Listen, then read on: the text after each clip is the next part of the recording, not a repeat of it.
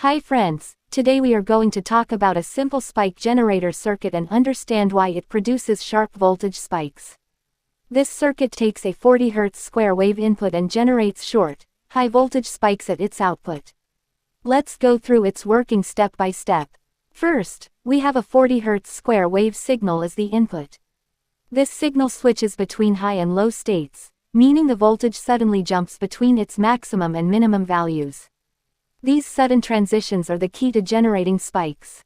Next, a 10 microfarad capacitor is connected to the square wave source. This capacitor plays a crucial role in shaping the signal. When the square wave goes high, the capacitor begins to charge rapidly.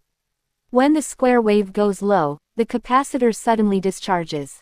But here's the interesting part. Since capacitors resist sudden changes in voltage, the discharge happens in a sharp, fast pulse instead of a smooth transition.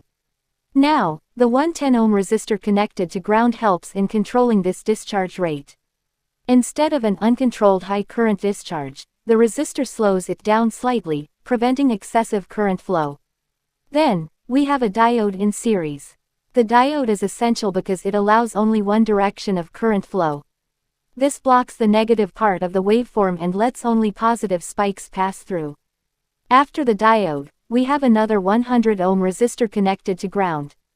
This resistor helps shape the voltage spikes further by limiting their duration and dampening any unwanted oscillations.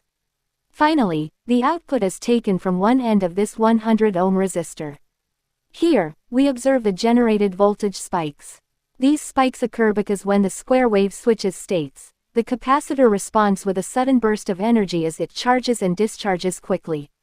The combination of the capacitor, diode, and resistors results in short, sharp pulses instead of a smooth waveform.